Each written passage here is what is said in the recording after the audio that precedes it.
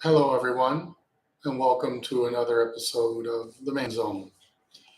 I'm your host, and want to thank you for taking the time to stop over to my channel and to kind of listen to some of the things that I talk about. Really appreciate it. The idea for this channel is to kind of help men's awareness and kind of grow that way. And really, my sole purpose again is to try to bring anything I can to men in need. Um, Give the advice that was given to me to help me get through a lot of the more difficult times in my life. But anyway, today's topic we want to talk about is fatherhood and the need to kind of get back to basics.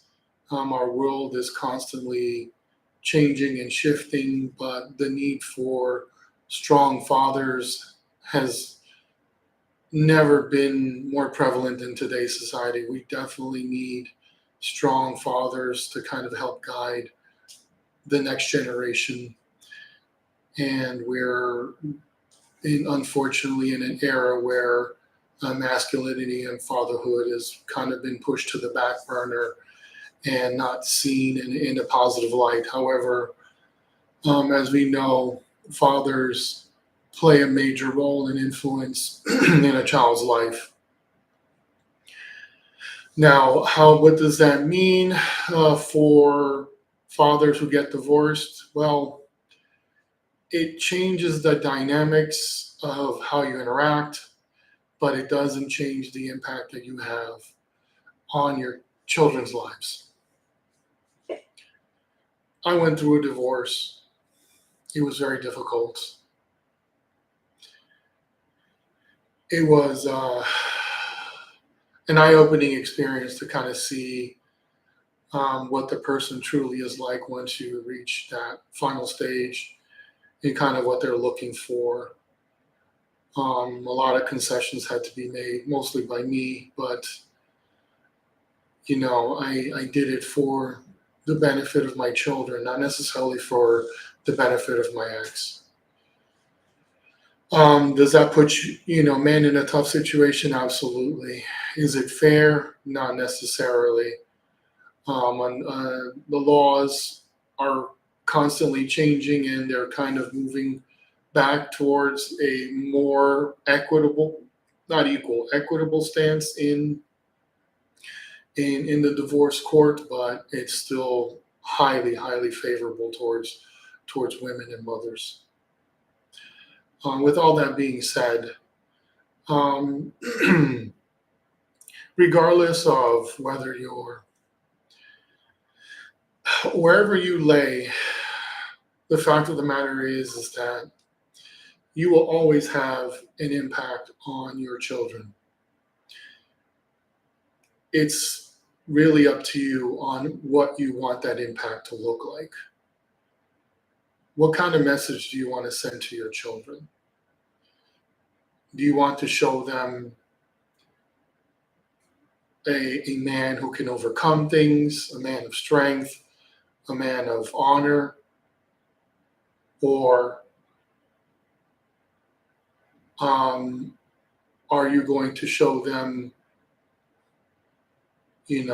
somebody who can't overcome things? They look at you as that rock, that pillar.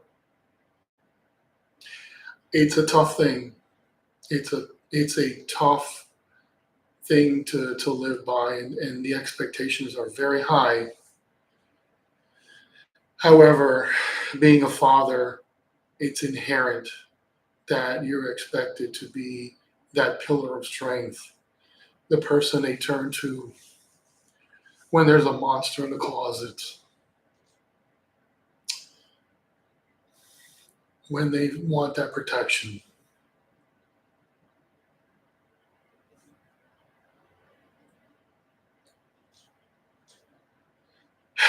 It's tough. It's tough not to get emotional. You think about the impact you had on your children's lives when you were physically there with them, but now It's more of a interval, a fixed schedule kind of thing, and it definitely poses different challenges emotionally and financially. And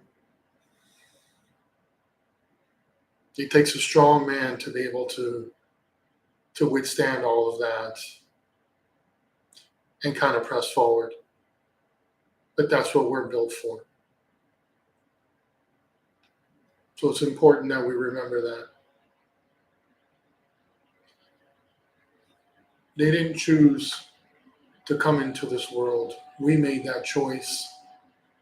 So we have to make the choice to sacrifice and to make sure that we provide for them, regardless of the situation, regardless of whether it's fair or not fair. The world isn't fair. And as men, we're well aware of that.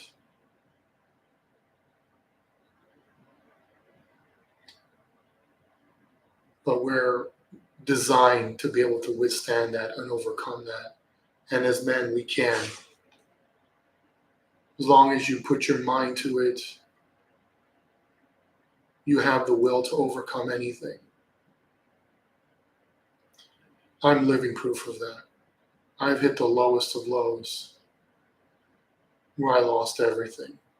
I didn't have anything. And I was still able to provide because you have to do whatever it takes to make sure that your children are taken care of, your responsibilities are taken care of. Unfortunately, we live in a world of irresponsibility and a lack of care. And look at what this world looks like at this time. This is not a world I recognize anymore, nor one that I will continue to sit idly by without trying to at least have some influence and help whoever I can to move them forward, not laterally. Men progress forward. As you progress, your life will improve and you will see positive outcomes in your life. But you only do that by progressing forward and pushing forward. So, how does that impact the children? Well, children respond independently, depending on the number of children you have. Are obviously all very unique and they handle it differently. Some will keep to themselves, some will be vocal, some actually will be supportive. And I kind of experienced all of those simultaneously. The ones that tend to hold it inside are the ones that you need to recognize those patterns and have an open conversation. Now is not the time to be mysterious and not willing to kind of stand there and be totally honest and transparent. Your children will respect that. They will remember that. And on top of everything, it teaches them a life lesson. No matter where you are in your life, as long as you're honest about everything that happens, anything that anybody else says, they already know the truth. Even if somebody were to go behind your back and say something, you're like, well, my father already had the conversation. We already know. People have a tendency to backstab, say things that aren't necessarily true. So it's in your best interest to have a conversation with them and not wait. As hard as a conversation as it is, as difficult as it is to talk about painful things, it's even more painful for your children to hear from somebody else and then wonder about you and have doubts. That is what tears family apart. And that's what negatively impacts you as a father.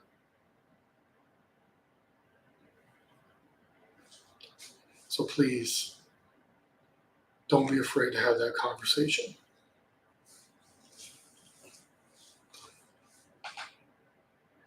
It's okay to cry. In the end, we're all human. We're not robots. We have feelings.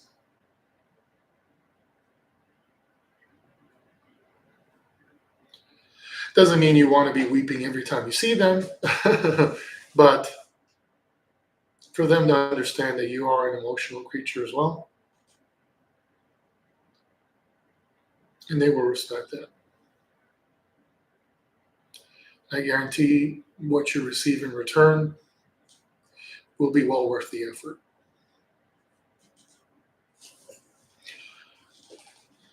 So now that you get past the divorce and the finality of things, what does life look like afterwards? Well, that's where um, you and your ex come up with an agreeable co-parenting, um, if that's your goal. And I would hope that all men choose that as their goal to co-parent and to be an active participant in their child's lives.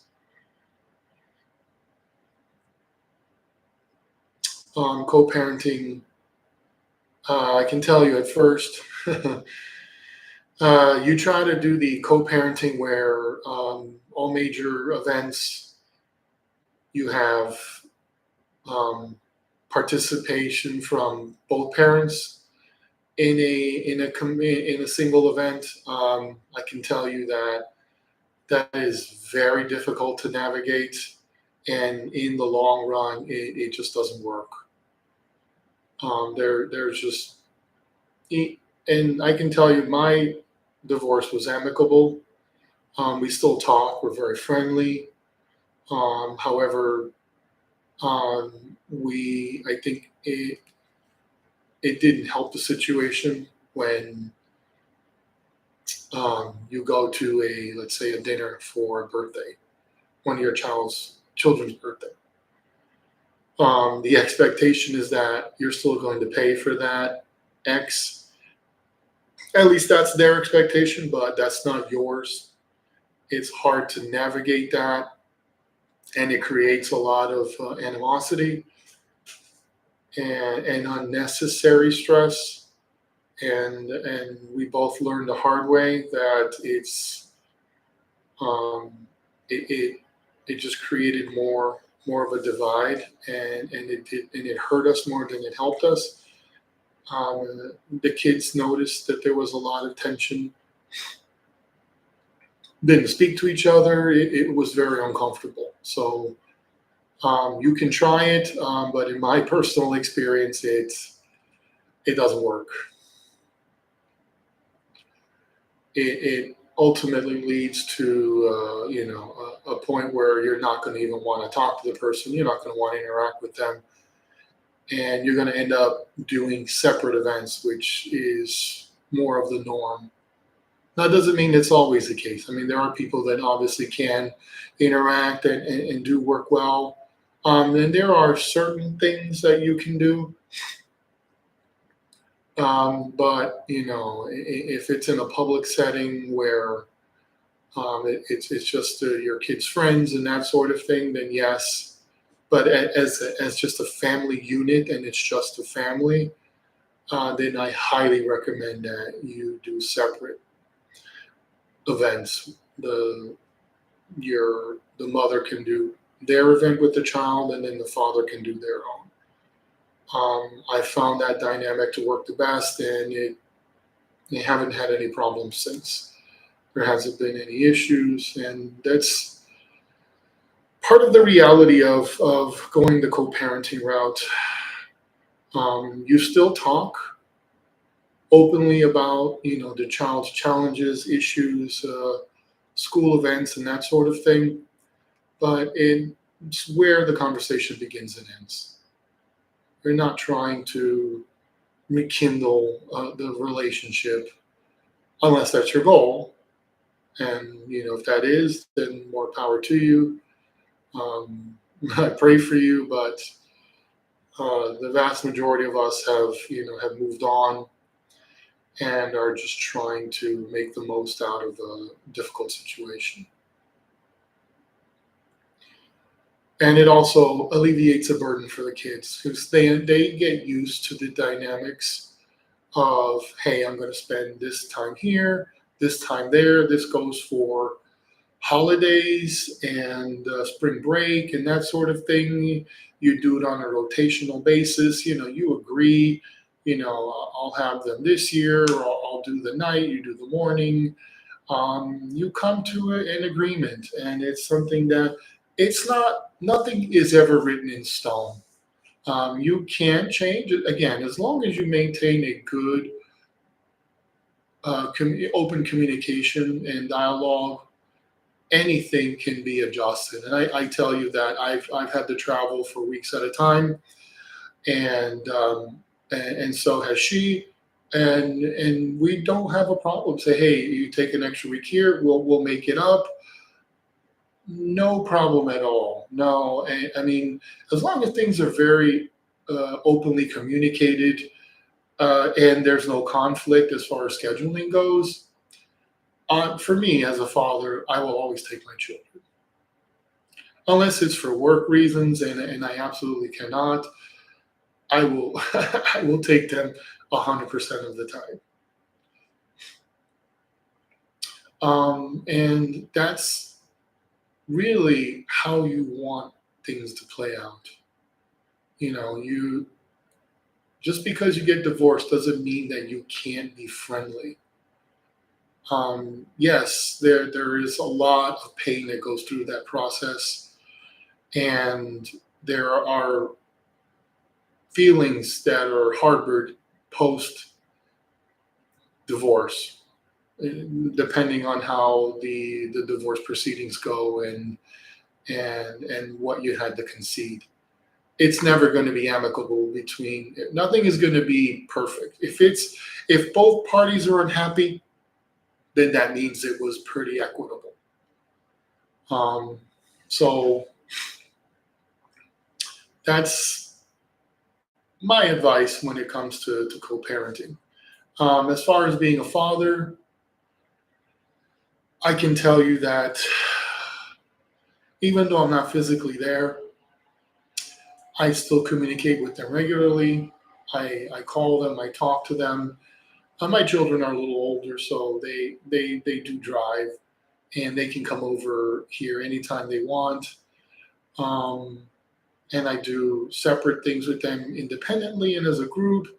So I have that alone time plus that bonding as a as a family. That won't change, and it shouldn't change. The only thing that changes is where you lay your head. Your responsibility as a father will never change, and it should never change. Your outlook shouldn't change. In fact, you'd want to do more for your children than less. So keep those tips in mind when it comes to co-parenting. Work out an agreeable schedule, something that works for the both of you. Now, the, you can argue about a little bit, but don't take it too far. As long as you get. For me, it was half and half. I wanted to see my kids as much as I could. Um, And that's what I would hope for. And that's what the world needs. The world needs strong father figures. And it's not only noticed by your children, but in my case, it was by the relatives of their cousins. They saw what kind of father I was and the kind of fathers they had. And it was very humbling for them to to want to call me dad. It was I was first kind of shocked and like, why would you want to say that when you have a father? Well, even one of their fathers came to me and said that, hey, you are such a strong you have such a strong presence and figure that you are a symbol for them to kind of emulate and follow. And it was a humbling thing to hear, but it was also like, wow, you see what I'm doing, why can't you emulate that in your own life and just try to be that for your child? As fathers know, it's already enough pressure just to be able to do that for your own kids. But when you have when you double that, and then you have more kids that kind of look up to you and want to ask for your advice and that sort of thing, it's it definitely makes you feel good, but it also adds to the level of stress when it comes to, wow, now I'm doing the job of two or three different fathers. Um, but I'm very grateful that I was seen in that light, and I did the best I could. And that's all your kids will ever ask. Always put your best effort forward. Their appreciation will never end.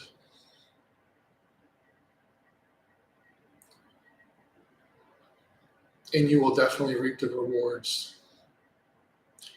once you see them grow up and you see what they become.